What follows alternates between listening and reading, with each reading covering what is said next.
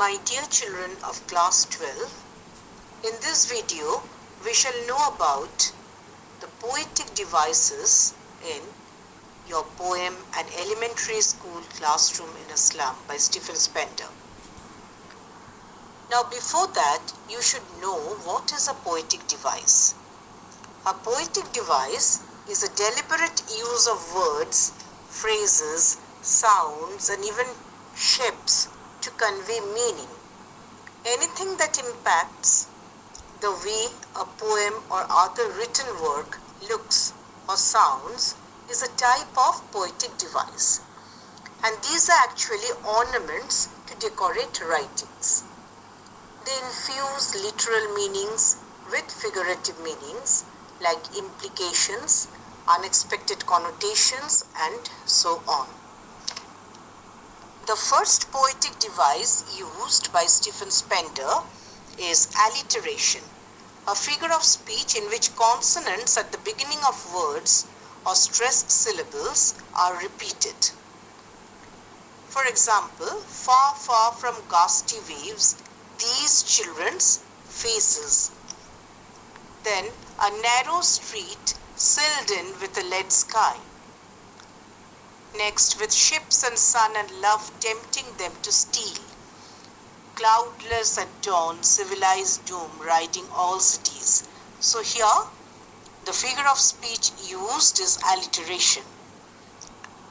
Next is apostrophe, a figure of speech in which a thing, a place, an abstract quality, an idea, a dead or absent person is addressed as if it is present and capable of understanding. For example, break open till they break the town. Here the poet addresses the people who can make a change in the other children's lives to break open the windows. Okay. Now children, there is another literary device, assonance. It is actually a repetition of similar vowel sounds, usually close together to achieve the effect of being pleasing to the ear is called assonance. Like, unless governor, inspector, visitor. Then break open till they break the town. Then run azure on gold sands and let their tongues. Next comes enjambment. What is enjambment? Running on of the meaning from one poetic line to the next without terminal punctuation is called enjambment. Okay. For example, on their slag heap, these children were skins pipped through by bones and spectacles of steel. Then comes personification, that is, the attribution of human qualities to inanimate objects is called personification.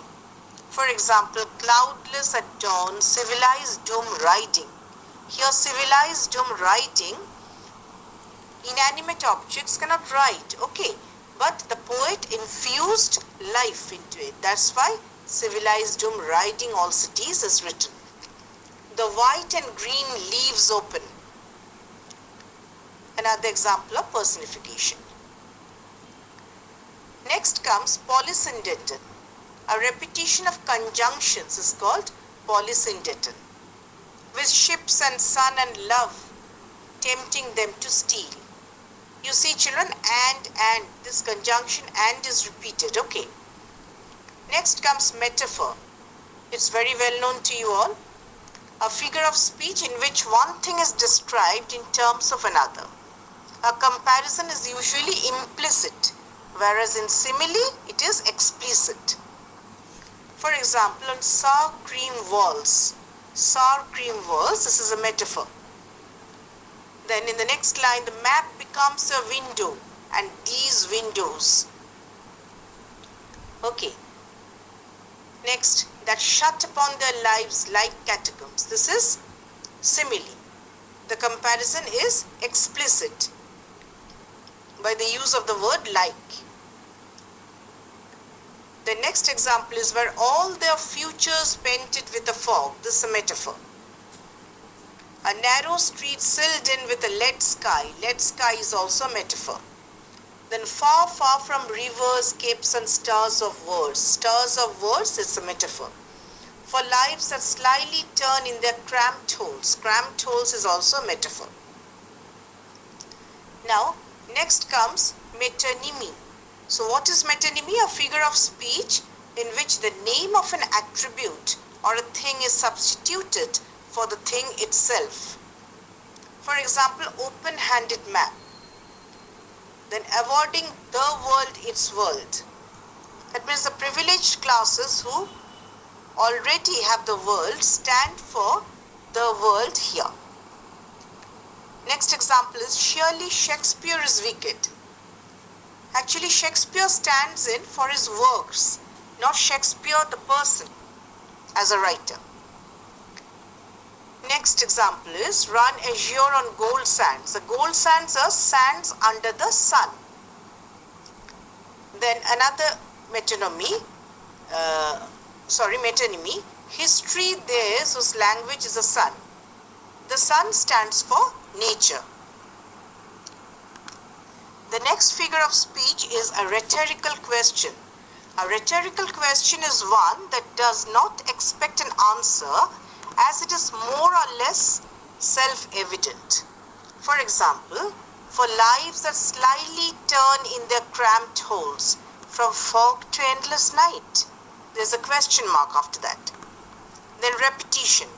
A repetition of sounds, words, phrases or stanzas that create a certain effect. For example, far, far from ghastly waves, these children's faces. Far, far is a repetition. Then far, far from rivers, capes and stars of words. Next comes simile, a figure of speech in which one thing is compared to another to clarify and enhance an image, and it is an explicit comparison using words like and as. Okay, so words like and as are used. For example, like rootless weeds, the hair torn round their pallor, spectacles of steel, with mended glass like bottle bits on stones. This map becomes their window, and these windows are shut upon their lives like catacombs. So the comparison is done by using the words like and as. Next is synecdoche, a figure of speech in which a part stands for the whole, and thus something else is understood within the thing mentioned. For example, the hair torn round their pallor. Pallor is the color of the children's faces and stands for them. At the back of the dim class. Then one unnoted sweet and young. Sweet and young are adjectives used to stand in for the boy who dreams. Then in this line, his eyes live in a dream. That means his eyes stands for the boy. And lastly, we shall discuss about the rhyme scheme of this poem. Here, in this poem, the poem has 4 stanzas, each containing 8 lines of varying lengths. And the lines and the stanzas do not rhyme here. Okay, so poetry that does not rhyme or have a regular rhythm is called free verse. So, this poem is written in a free verse style.